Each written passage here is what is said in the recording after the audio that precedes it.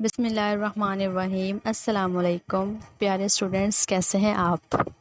पिछली वीडियो में हम अपना चैप्टर नंबर 1 सीरत नबी ट्रांसलेशन को डीपली डिस्कस कर चुके हैं।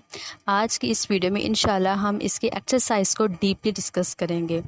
रट्टेबाजी से काम नहीं करना कि इसके आगे ये लग जाएगा और इसके आगे ये लग जाएगा। हमने एक एक चीज़ को डीपली समझना है। ग्रामर पोर्शन है आपका, सारी सफ़ा इंक्लूड हुआ है, तो इंशाल्लाह हमने उसको डीपली समझना है। ठीक है, सबसे पहले इसके हम आंसर क्वेश्चंस आते हैं। हम आंसर क्वेश्चंस को देख लेते हैं। Answer the following questions.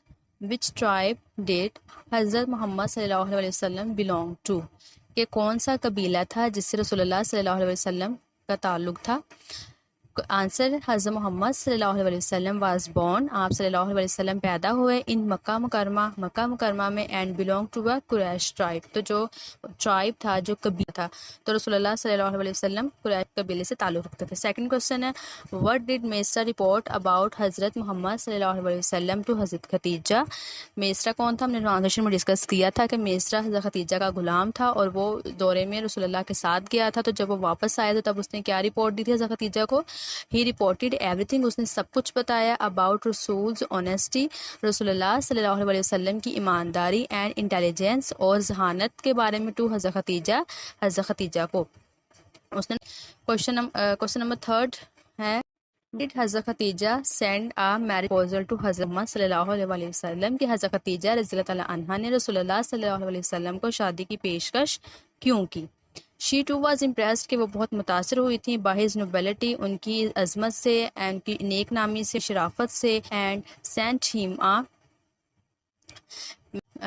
Him marriage proposal, और उनको शादी की पेशकश की, एंड बिकेम और बन गई द फर्स्ट वाइफ ऑफ हज़रत मोहम्मद सल्लल्लाहु अलैहि वसल्लम, और रसूलुल्लाह की पहली बीवी बन गई। What did Abu Sufyan testify about Hazrat Muhammad सल्लल्लाहु अलैहि वसल्लम, के जो अबू सुफियान था उसने टेस्टिफाई यानी कि क्या गवाही दी रसूलुल्लाह सल्लल्लाहु अलैहि वसल्लम के बारे में। ही टेस्टिफाइड, उसने गवाही दी दैट द रसूलुल्लाह पोजेस्ड एग्जाम्पलरी क्वालिटीज़, के रसूलुल्लाह पोजेस्ड मालिक हैं एग्जाम्पलरी मिसाली क्वालिटीज़ खसूसियात, कि वो जो मिसाली खसूसियात हैं उनके मालिक हैं, ऑफ ऑनेस्टी ईमानदारी, एंड ट्रस्टवर्थीनेस और सदाकत के, एंड प्रीच्ड और तबलीग करते हैं, प्योर मोनोथिज्म खालिस प्योर तौहीद की। तौहीद मैंने आपको ट्रांसलेशन में भी बताया था कि प्योर तौहीद क्या है, कि वो सिर्फ रसूलुल्लाह सल्लल्लाहु अलैहि वसल्लम अल्लाह ताला की ही तबलीग करते हैं कि अल्लाह एक है। अब लास्ट क्वेश्चन है हमारा question number 5। Describe any one, कोई एक इंसिडेंट वाक़या बयान करें फ्रॉम द लाइफ ऑफ हज़रत मोहम्मद सल्लल्लाहु अलैहि वसल्लम, रसूलुल्लाह की ज़िंदगी से, विच शोज़, जो दिखाए his sense of justice and fairness, के जो उनके इंसाफ को ज़ाहिर करे। अ वुमन फ्रॉम बनी मखजूम, के एक औरत बनी मखजूम कबीला था, उसकी कमिटेड थेफ्ट, उसने चोरी की, due to her tribe's status, और अपने जो उसका कबीला था उसमें जो उसकी हैसियत थी उसकी वजह से। प्रोमिनेंट मेंबर्स, ठीक है, प्रोमिनेंट मेंबर्स क्या थे, कि जो काबिल असर लोग हम कह सकते हैं, नुमाया अफराद के, और वो यानी कि जो उस कबीले के थोड़े बड़े लोग थे, अमीर लोग थे, तो वो रसूलुल्लाह प्रोमिनेंट मेंबर्स उनको कहा गया। मेडिएटेड फॉर हर, और उन्होंने रसूलुल्लाह सल्लल्लाहु अलैहि वसल्लम से उसे वास्ता दिया कि उसको बख्श दें, बट रसूलुल्लाह रिफ्यूज़, मगर रसूलुल्लाह सल्लल्लाहु अलैहि वसल्लम ने इनकार कर दिया। टू फॉरगिव हर क्राइम, और उसके जुर्म को माफ़ करने से इनकार कर दिया। तो ये इंसिडेंट वाकई हमें मिलता है। चलिए अब नेक्स्ट हम पोर्शन को डिस्कस करते हैं, एक्सरसाइज को। Compound words. कंपाउंड वर्ड्स क्या होते हैं। A compound word is made of two words, के जो कंपाउंड वर्ड है वो दो लफ्ज़ों से मिलके बनता है। अब यहाँ पे आपने एक बात याद रखनी है। देखिए स्टूडेंट्स, जो वर्ड का मतलब होता है एक लफ्ज़ जिसका एक मायने हो, कि जब वो वर्ड बोला जाए तो हमें उसका मायने समझ में आए। और जो लेटर क्या होता है, जैसे ई ए सी एच, ये एक एक जैसे ये लेटर है, और वर्ड क्या होगा, वो जिसका पूरा एक मीनिंग हमें समझ में आए। तो उन्होंने कहा कि a compound word is made of two words, तो इसका मतलब है कि अब यहाँ पे हमें टू वर्ड्स हैं। देखिए यानी कि एक वर्ड उसका भी पूरा मीनिंग हमें कन्वे हो रहा है, हमें समझ आ रही है, और सेकंड मीनिंग जो होगा उसकी भी।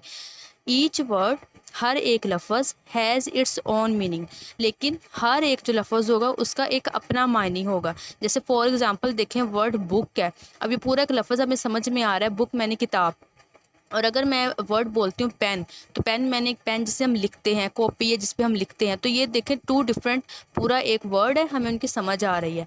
अब लेकिन उन्होंने क्या कि हैज़ इट्स ऑन मीनिंग, लेकिन हर एक का एक एक मीनिंग डिफरेंट होगा। ये नहीं होगा कि दोनों के मीनिंग सेम होंगे, बट लेकिन when we put them together, जब हम उन्हें एक साथ रखते हैं, they give a new single meaning, तो वो हमें एक सिंगल मीनिंग देंगे, तब वो हमें एक मीनिंग देंगे। यहाँ पे बात हुई टू वर्ड्स की कि अगर तो वो टू वर्ड्स हैं उनके सिंगल सिंगल मीनिंग है, एक का और मीनिंग होगा, एक का और मीनिंग होगा। लेकिन जब हम उन दोनों वर्ड्स को एक साथ रख देंगे, टुगेदर रखेंगे, तो क्या होगा, वो हमें एक सिंगल मीनिंग देंगे, मतलब वो हमें एक मीनिंग देंगे। अब यहाँ पे देखो उन्होंने हमें एग्जांपल दिया, देखिए वर्ड यहाँ पे है स्नो। स्नो किसे कहते हैं, बर्फ़ को कहते हैं। अब एक पूरा वर्ड हमें समझ में आ गया। सेकंड वर्ड क्या है, फ्लेक। फ्लेक कहते हैं कोई अनोखा निराला शख्स, उसको भी कहते हैं। रुई को भी फ्लेक कहते हैं। देखिए दोनों के हमें वर्ड्स के मीनिंग डिफरेंट मिले। लेकिन अब जब ये देखिए कंपाउंड वर्ड बना, यहाँ पे आपने हेडिंग को देखना, देखिए यहाँ पे उन्होंने लिखा था वर्ड क्या था, स्नो। फिर यहाँ पे सेकंड वर्ड क्या था, फ्लेक। दोनों सेपरेट लहदा लफ्ज़ थे, दोनों के मीनिंग भी मुख्तलिफ थे। लेकिन यहाँ पे हेडिंग अब हमारे पास क्या है, कंपाउंड वर्ड्स की। इसका क्या मतलब है कि जब इन दोनों वर्ड्स को मिलके बनाया तो फिर हमारे पास एक ये आया word snowflake. Snowflake का क्या मतलब हुआ, देखिए यहाँ पे स्नो का मतलब था बर्फ़ और इसका मतलब था कोई अनोखा शख्स या रुई। तो जब ये वर्ड यहाँ पे मिल गया तो स्नो फ्लेक का क्या मतलब हुआ, बर्फ़ का तोदा। अब ये वर्ड है, नेक्स्ट वर्ड है बैक। बैक का क्या मतलब होता है, पीछे। और ये बाइट का क्या मतलब होता है, काटना। अब देखें दोनों डिफरेंट वर्ड्स हैं, लेकिन जब ये मिलके कंपाउंड वर्ड बना बैक बाइट, तो बैक बाइट क्या हुआ, किसी के पीछे उसकी गीबत करना, चुगली करना, जो कि बहुत बुरी बात है, हमें नहीं करनी चाहिए। ठीक है, तो बैक बाइट किसी के पीछे उसकी गीबत करना, चुगली करना। नेक्स्ट थर्ड वर्ड क्या है, कॉपी। कॉपी का क्या मतलब है, किसी की लिखी हुई चीज़ को कॉपी कर लेना। और राइट क्या है, राइट का मतलब है हक। अब कॉपी राइट का क्या मतलब हुआ, कॉपी राइट का मतलब सही भी होता है, ठीक है, राइट हम कहते हैं, ठीक है। और राइट का मतलब ये होता है कि जो किसी का हक है वो भी। अब यहाँ पे जब कॉपीराइट, जब ये कंपाउंड वर्ड बना है, तो कॉपीराइट का क्या मतलब होता है कि जब किसी ने कोई चीज़ अपनी बनाई है तो उसका लाइसेंस मिल जाना, कि कोई भी जो दूसरा इंसान है वो मेरी इस चीज़ को चोरी नहीं कर सकता या उस मेरी परमिशन के बगैर उसको नहीं कर सकता। तो फिर ये हमारा क्या होगा, कॉपीराइट वो होगा। अच्छा, अब यहाँ पे उन्होंने हमें ये नेक्स्ट उन्होंने हमें ये कहा है, रीड द फॉलोइंग सेंटेंसेस के जो नीचे दिए गए जुमले हैं उनको पढ़ें, एंड अनसर्कल और सर्कल करें किसको, द कंपाउंड वर्ड्स को, कि जो अब कंपाउंड वर्ड्स हैं हमने उनको सर्कल करना है। अब यहाँ पे हमें एक चीज़ तो क्लियर हो गई कि अब कंपाउंड वर्ड क्या होगा, कंपाउंड वर्ड दो लफ्ज़ों से मिलकर बना होगा। अब ये वर्ड लिखा हुआ है माई फिंगरनेल। अब यहाँ पे सेंटेंस है माई फिंगरनेल इज़ ब्रोकन। अब इसमें हमने सबसे पहले क्या देखना है कि टू वर्ड्स हों। अब देखिए यहाँ पे ब्रोकन है, माई का भी एक ही मीनिंग होता है, और ब्रोकन मैंने टूटना। अब यहाँ पे बचा क्या, फिंगर नेल। अब यहाँ पे फिंगर किसे कहते हैं, फिंगर कहते हैं उंगली को, और नेल किसे कहते हैं, नाखून को। नाखून को भी कहते हैं, कील को भी हम, जो कील होता है उसको भी हम नेल कहते हैं। लेकिन जब ये पूरा वर्ड मिलके बनेगा, जो फिंगर और नेल, तो मिलके क्या बनेंगे, कंपाउंड वर्ड, और उसका क्या मतलब होता है, नाखून। अब सेकंड सेंटेंस है please switch on the flash light, के प्लीज़ जो फ्लैश लाइट है आप उसको ऑन करें ऑफ योर मोबाइल फ़ोन, अपने मोबाइल फ़ोन की। अब इसमें हमने देखना, देखिए प्लीज़ ये भी एक वर्ड है, स्विच ऑन ये भी। अब देखें अगर अब आप ये कहेंगे स्विच ऑन, तो दो वर्ड बन रहे हैं ना, तो देखें, लेकिन स्विच का मतलब तो चेंज करना भी होता है वो भी, लेकिन ऑन का तो एक मीनिंग नहीं है ना, इन सेंस देखें ये पूरा एक वर्ड नहीं है। तो अब नेक्स्ट क्या आ रहा है, flash light.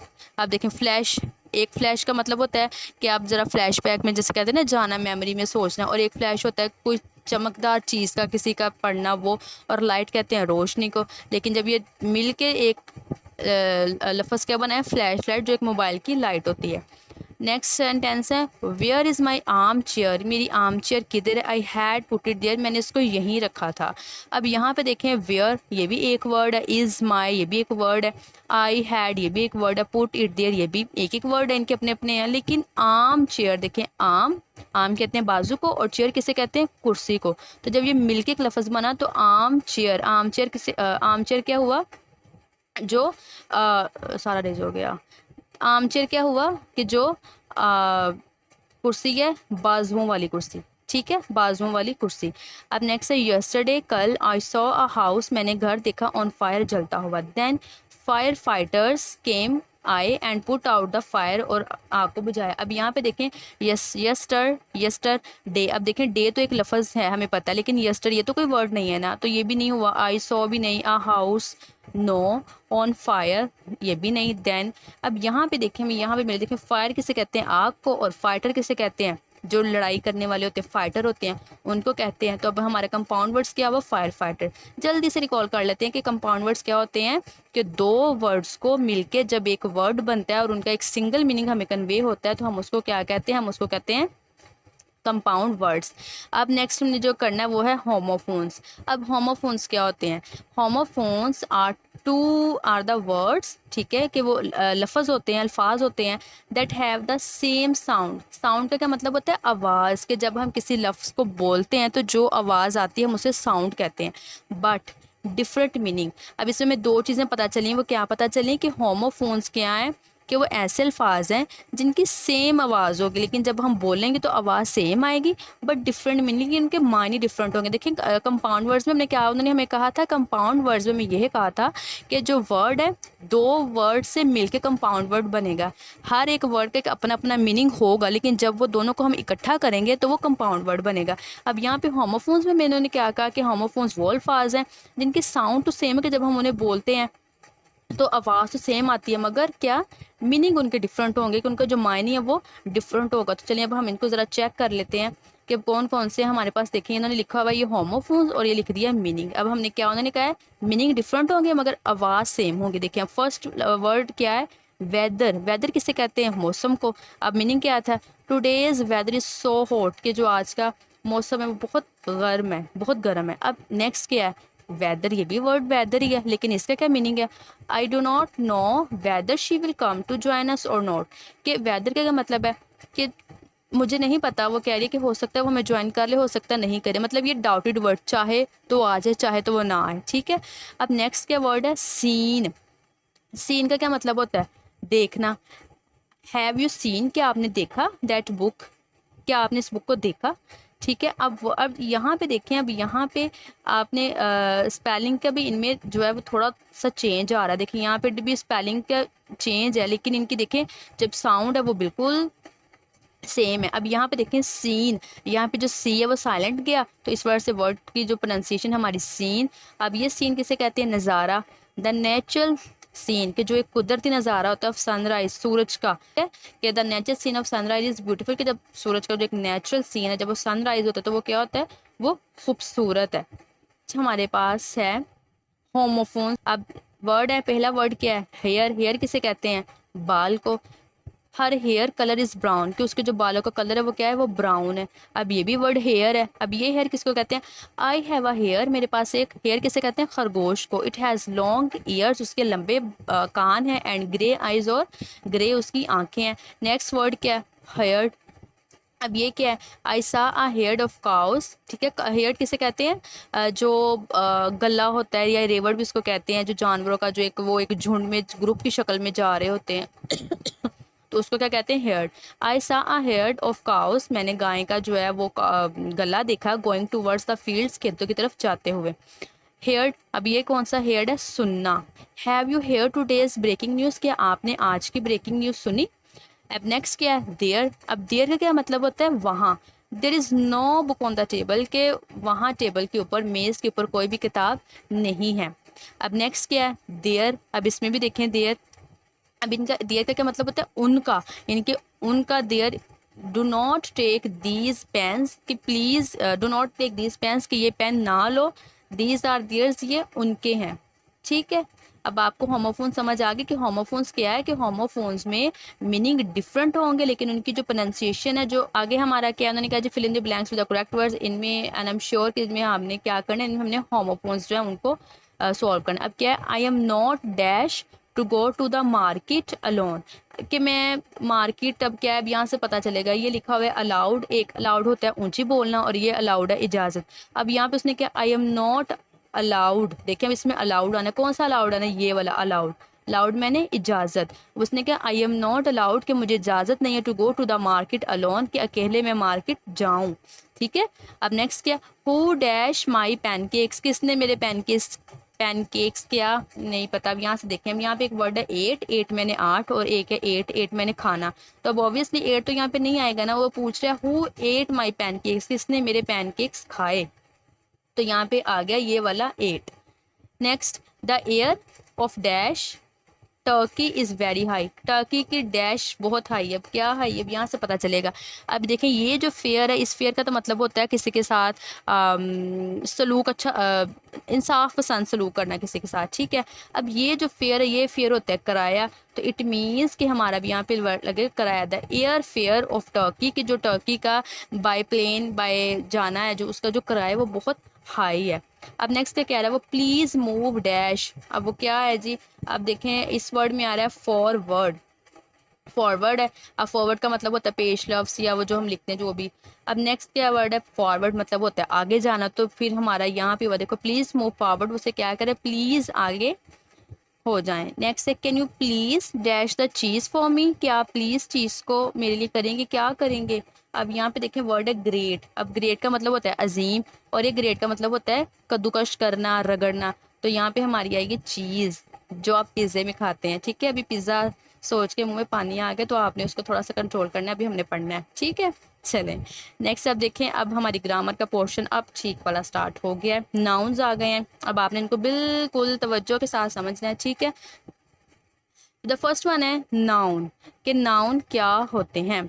A noun is a naming word, कि जो नाउन है वो क्या है, वो एक नेमिंग वर्ड है। नेमिंग का क्या मतलब होगा कि एक ऐसा लफ्ज़ जिसका एक नाम होता है। और अब आपने बात ये वर्ड वाली याद रखनी है कि वर्ड क्या होता है जिसका अपना एक मुकम्मल मायने होता है। जब हम बोलें तो हमें मुकम्मल समझ में आए, ठीक है। जैसे बुक, एलिफेंट वगैरह ये वर्ड है, हम बोलते हैं हमें मुकम्मल समझ आती है। तो अब वो कह रहे हैं कि a noun is a naming word, के जो नाउन है वो एक नेमिंग वर्ड है, कि एक ऐसा लफ्ज़ है जिसका नाम हो। It can be the name of a thing, ठीक है, कि जो ये किसी भी चीज़ है उसका नाम हो, नाम हो सकती है, पर्सन का नाम हो सकता है, नाउन यानी कि किसी पर्सन का, किसी चीज़ का, प्लेस किसी जगह का, और ऑब्जेक्ट क्या है, एनिमेट और इनएनिमेट है, और फीलिंग्स के जो हमारी फीलिंग्स है, जैसे हम गुस्सा करते हैं या हम किसी से अच्छे से बात करते हैं, तो ये हमारी फीलिंग्स है, हमारे जज्बात है। तो अब नाउन क्या है कि नाउन किसी भी पर्सन का नेम हो सकता है, किसी भी चीज़ का नेम हो सकता है, प्लेस और ऑब्जेक्ट का नेम हो सकता है, और ये क्या है नाउन। अब देखिए उन्होंने हमें एग्जांपल दी है। अब फर्स्ट एग्जांपल अब हमें क्या मिली है, अब हमें यहाँ पे मिली है बुक। अब आपने देखें बुक किधर जाएगी, देखिए बुक एग्जांपल है। बुक क्या है, बुक क्या है, बुक एक चीज़ है, थिंग में आ गई बुक, ठीक है। अब अहमद, अहमद किसका नेम है, अहमद एक इंसान है, पर्सन, देखें पर्सन की कैटेगरी में चला गया।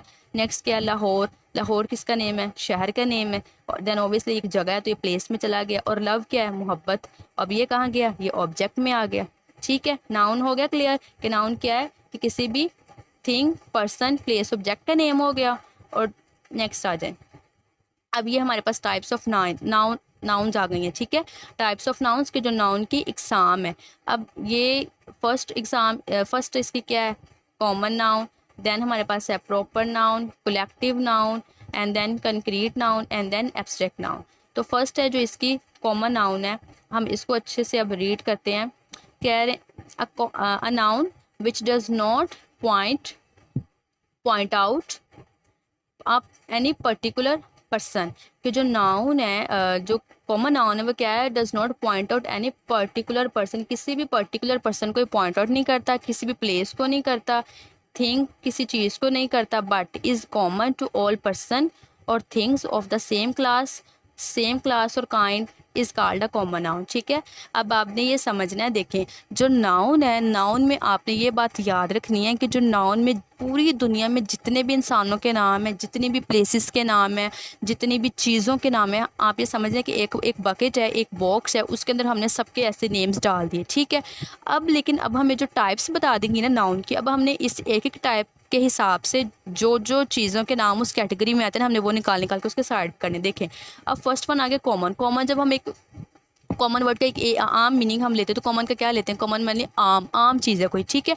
अब कॉमन नाउन अब आप पढ़ते हैं उस आप उर्दू में कि इसम, नकरा और मारफा, ठीक है, कि नकरा क्या होता है कि जिसमें आम शख्स, आम जगह, चीज़ का नाम होता है। लेकिन अब देखें इसमें आम पर्सन, आम जगह होगी, कोई आम चीज़ होगी, तो उसका इसके अंदर नाम होगा। लेकिन अब इसमें आपने इसको याद ऐसे रखना है कि वो वाला कॉमन नाउन जिसमें आपको पता नहीं चल रहा किसके बारे में बात हो रही है, ठीक है। जैसे फॉर एग्जांपल अगर कोई भी एक बॉय है, उसके बारे में बात हो रही है, अब आपको नहीं पता अच्छा वो कौन सा बॉय है, तो वो मीन्स कॉमन नाउन होगा। किसी प्लेस के बारे में बात हो रही है, आपको उसका पता नहीं चल रहा कि किसके बारे में बात हुई, वो कॉमन नाउन है। अब देखिए एग्जांपल से समझ देखें, पहले हम पढ़ते उन्होंने हमें कहा कि जो है किसी भी पर्सन का नाम नहीं होगा, तो देखें पहले पर्सन की कैटेगरी आ गई नेम में, फिर प्लेस की कैटेगरी आ गई, और उसके बाद में थिंग थी तो थिंग्स की कैटेगरी आ गई। अब हम इसको देखते देखिए फर्स्ट वन उन्होंने कहा बॉय, कि जो बॉय है वो कॉमन नाउन है। कैसे कॉमन नाउन देखें, जब हम बॉय का वर्ड प्रोनाउंस करते हैं, जब बोलते हैं, तो क्या हमें समझ आ रही है किस बॉय के बारे में बात हो रही है। देखिए कितने सारे बॉयज़ हैं इस दुनिया में, तो क्या अब हमें पता चल रहा है कि किसके बारे में बात हो रही, नहीं पता चल रहा। तो ये हमारा क्या हुआ, कॉमन नाउन। उन्होंने क्या कहा था कि किसी भी पर्टिकुलर पर्सन को ये नहीं बताएगा। देन मैन, अब देखें इस दुनिया में मैन, ये तो कितने सारे मैन हैं, क्या हमें नहीं पता चल रहा कि किस मैन के बारे में बात हो रही है। देन टीचर, अगेन देखें टीचर्स कितने सारे हैं, हमें नहीं पता किसके बारे में बात हो रही। लेडी, अब खातून भी इतनी सारी हैं, तो हमें नहीं पता चल रहा, तो ये हमारे कॉमन नाउन हो गए। उसके बाद में हमारा क्या है, उसके बाद में देखें प्लेस है, ये मेरा एक अच्छा जी, प्लेस है, प्लेस कहते हैं जगह को। अब देखिए स्कूल है, अब स्कूल कॉमन नाउन कैसे हुआ। अब आप ये देखें, अगर मैं एक स्कूल का वर्ड बोलती हूँ तो आपको नहीं समझ आएगी ना कि मैं किस स्कूल के बारे में बात करूँ, लेकिन अगर मैं स्पेसिफिक स्कूल का एक नेम लूँगी उसके, तो फिर आपको पता चलेगा कि मैं किस स्कूल के बारे में बात करूँ। लेकिन जब आप मैंने सिर्फ स्कूल बोला, आपको नहीं पता चला कि इसके बारे में, तो मीन्स कि क्या वही कॉमन नाउन है। देखिए पार्क, अगेन पार्क भी इतनी सारी हैं, नेम नहीं होगा तो हमें नहीं पता चलेगा। सिटी है, शहर, हमें नहीं पता। हॉस्पिटल हो गया, एग्जैक्टली नेम अगर प्रॉपर साथ हॉस्पिटल का नहीं कि किस पूरा प्रॉपर नेम, तो ये भी नहीं, फिर इसलिए कॉमन नाउन है। देखिए अब थिंग्स में आ गया पेन। अब पेन कैसे हुआ, अब देखिए कि पेन है, अब हमें कौन सा नहीं पता चल रहा है कि किस पेन के बारे में बात हो रही है।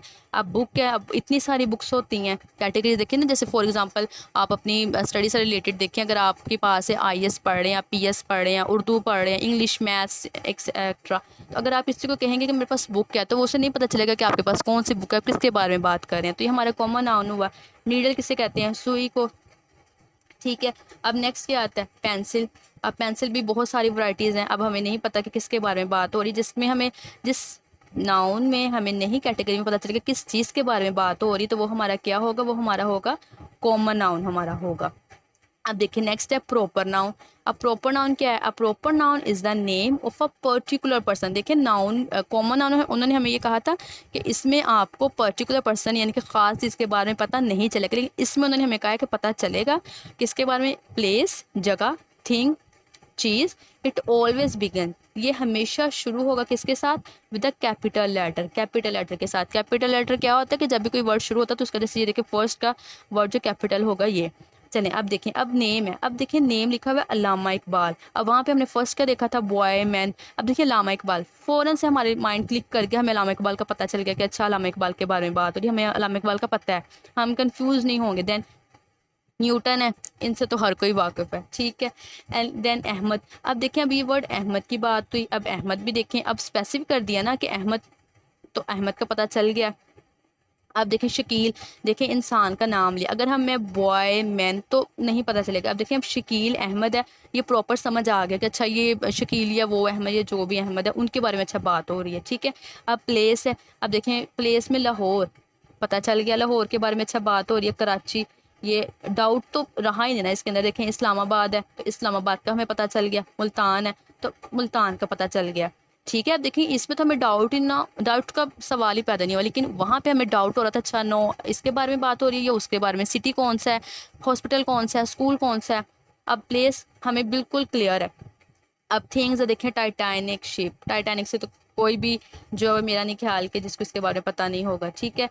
और उसके बाद में PIA एयरलाइन है, ये भी हमें पता है कि PIA की एयरलाइन है, परवाज जाती हैं आती हैं, हमें इनका पता है। एंड देन बारबी डॉल, देखें अब यहाँ पे एक चीज़ है, देखें बारबी डॉल का तो आई एम श्योर ये तो परफेक्टली आपको पता होगा, ठीक है। अब देखें बारबी डॉल, अगर यहाँ पे सिर्फ वर्ड डॉल होता तो फिर ये क्या होना था, फिर ये होना था कॉमन नाउन। कैसे, अब हमें क्या पता कौन सी डॉल के बारे में बात हो रही है, ठीक है ना। अब डॉल तो देखिए अब स्पेसिफिक उन्होंने क्या कर दिया, बारबी डॉल, तो हमें पता चल गया अच्छा उस डॉल के बारे में बात हो रही है। लेकिन अब यहाँ पे उन्होंने क्या किया, डॉल, तो डॉल क्या पता, डॉल होता तो कॉमन नाउन होना था। अब देखें बार भी साथ आ गया तो प्रॉपर नाउन बन गया। अब यहाँ पे भी देखें एयरलाइन सिंपल होता हमें नहीं पता चलना था, अच्छा एयरलाइन तो काफ़ी सारे जो है वो कर रहे हैं, अच्छा कौन सा है, लेकिन अब उन्होंने हमें बता दी PIA का, ठीक है, पाकिस्तान का PIA का, अच्छा ओके ये समझ आ गई। अब यहाँ पे देखें शिप है, अब शिप तो कितनी सारी हैं, लेकिन कैसे हमें पता चला कि शिप के बारे में बात हो रही है, टाइटैनिक के बारे में बात हो रही है। ठीक है, अब आपने ये जो है डिफरेंस को याद रखना है। कॉमन नाउन में हमें पता नहीं चलता किस चीज़ के बारे में बात हो रही है, लेकिन प्रॉपर नाउन में हमें अच्छे से समझ आ जाती है कि किस चीज़ के बारे में बात हो रही है। ठीक है, अच्छा जी, अब आ जाए नेक्स्ट है कलेक्टिव नाउन। कलेक्टिव नाउन क्या होते हैं?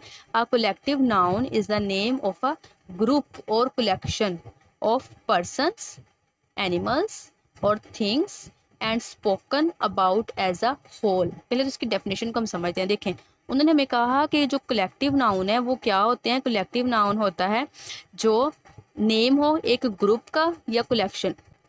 कलेक्शन क्या है कि किसी भी जो एक पूरा एक ग्रुप है, अगर तो उसके बारे में बात हो रही है, अब वो ग्रुप किसका हो सकता है? पर्सन्स का हो सकता है, एनिमल्स का हो सकता है। अब देखिए, अगर हम पर्सन्स में एक फॉर एग्जांपल करें, जैसे फॉर एग्जांपल अब हमारी पाकिस्तान की क्रिकेट टीम है या हॉकी की टीम है, तो देखिए वो एक ग्रुप होता है ना, ग्रुप ऑफ पर्सन्स होता है ना। अब लेकिन हम उन्हें क्या करते हैं? हम उन्हें एक नाम उन्हें देते हैं। हम ये तो नहीं कहते अच्छा ये नेम नो, हम वो पूरी टीम को एक अंडर लेते हैं और हम कहते हैं अच्छा ये हमारी पाकिस्तानी क्रिकेट टीम है या हॉकी की टीम है। ठीक है, तो ये एनिमल्स क्या हो गया? अब एनिमल्स में कैसे होगा? जैसे हमने एग्जांपल पीछे वो वर्ड पढ़ा था हेड, वो क्या था? रेवड़ या गला के जो जानवर जाते हैं। अब देखिए, जब वो पूरा हमने एज अ होल बात की ना, कि पूरे के ग्रुप की बात की हमने, और थिंग्स क्या? चीज़ें हो सकती हैं। अब चीज़ें क्या हो सकती हैं? कुछ भी हम कर सकते हैं। जैसे फॉर एग्जाम्पल करते हैं, आपको और अच्छे से समझ आ जाए।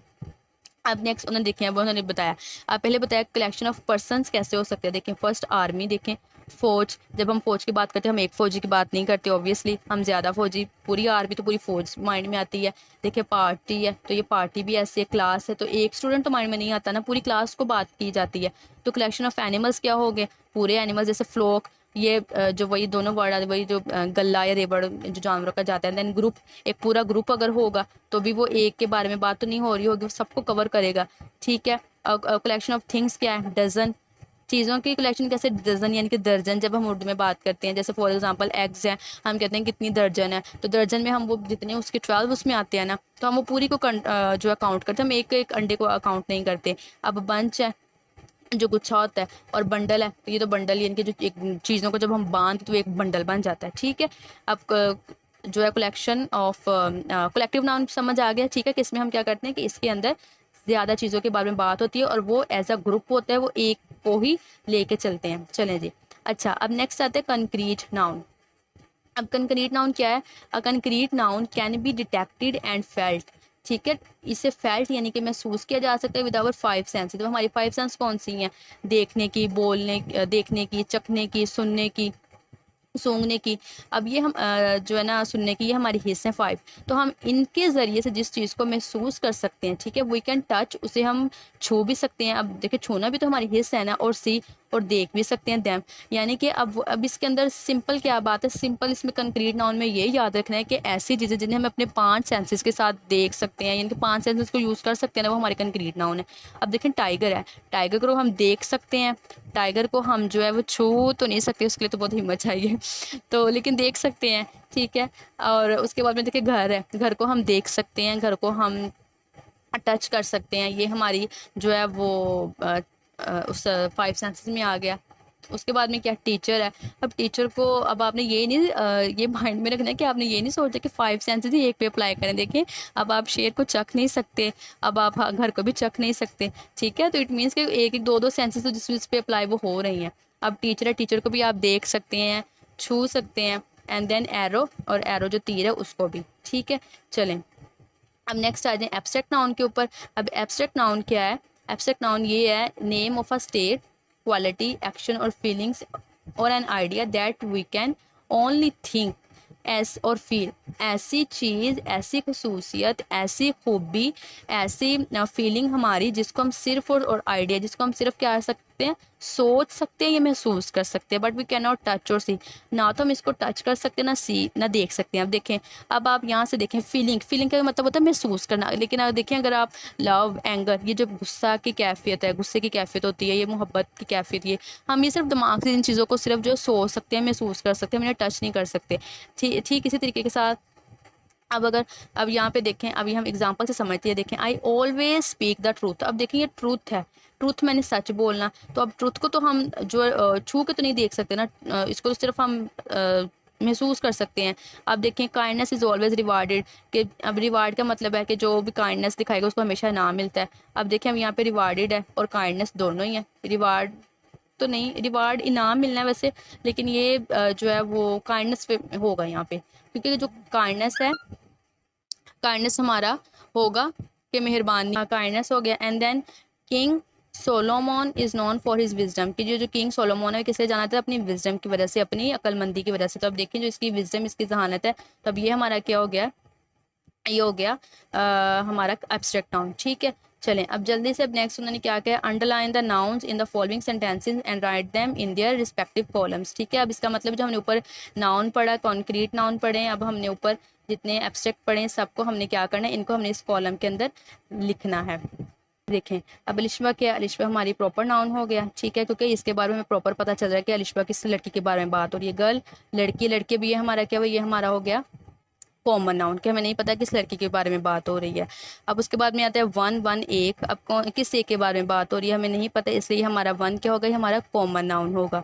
बाद में बिलीव, यकीन रखना, इन द ट्रूथ, देखें ट्रूथ क्या है, एब्स्ट्रैक्ट में हम इसको छू नहीं सकते, इसको हम महसूस कर सकते हैं। ठीक है, अब उसके बाद में है, आप देखें गुड क्यों नहीं आया, ये एडजेक्टिव में जा रहा है, बिलीव भी, ये भी। अब आई क्या है, नहीं, बकेट क्या है, बकेट होगा कलेक्टिव नाउन। क्योंकि कैसे कलेक्टिव नाउन होगा, क्योंकि एक कलेक्टिव नाउन बात यहाँ पे हुई है ज़्यादा फ्लावर्स के, जो दस्ता होता है वो बकेट उसे कहते हैं। अब फ्लावर्स क्या है, फ्लावर्स हमारा कंक्रीट नाउन है, हम इसको छू सकते हैं, हम इसको टच कर सकते हैं फ्लावर्स को।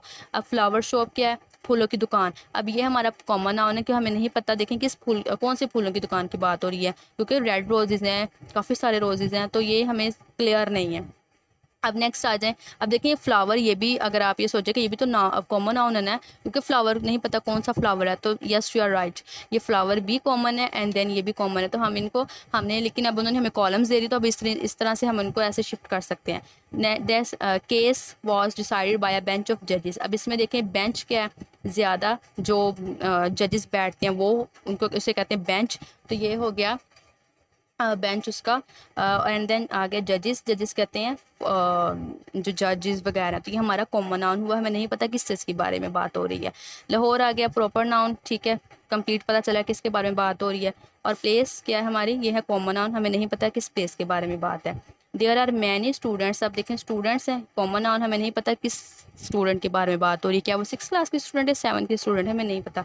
एंड देन है क्लास, क्लास है कलेक्टिव नाउन, के कलेक्टिव नाउन कैसे है कि वो एक क्लास के बारे में बात हो रही है। देखिए जब हम क्लास का नाम है तो बहुत सारे स्टूडेंट्स आते हैं ना हमारे माइंड में। अच्छा जी, yesterday I saw a big blue whale swimming in the water. अब इसमें देखें बिग ब्लू भी नहीं आएगा, वेल आएगा। देखिए वेल जो बड़ी सारी जो मछली, जिससे आप ये समझ लें वेल होती है वो, अब लेकिन कौन सी हमें नहीं समझ आया, इसलिए वेल कॉमन नाउन हो गया हमारा। ठीक है, वाटर, अब वाटर को हम देखें, पानी को हम टच कर सकते हैं, पानी को हम देख सकते हैं, महसूस कर सकते हैं, हमारा कंक्रीट में जाएगा। अच्छा जी, उसके बाद में अफशा है, अफशा हमारा प्रॉपर नाउन है। और उसके बाद में प्लेयर हमारा क्या हो गया, कॉमन नाउन। किस प्लेयर के बारे में बात हो रही है हमें नहीं पता। ठीक है, चलें स्टूडेंट्स, ये थी आज की वीडियो। इंशाल्लाह नेक्स्ट जो रह गया वो हम पार्ट 2 में उसको मैं डिस्कस करूँगी। वीडियो बहुत लंबी हो गई है, तो अपना बहुत सारा अपने ख्याल रखना है। अगर आपको कोई चीज़ समझ नहीं आई तो आपने मेरे से पूछ लेनी है। ठीक है, चलें, अल्लाह हाफ़िज़, फ़ी अमानिल्लाह।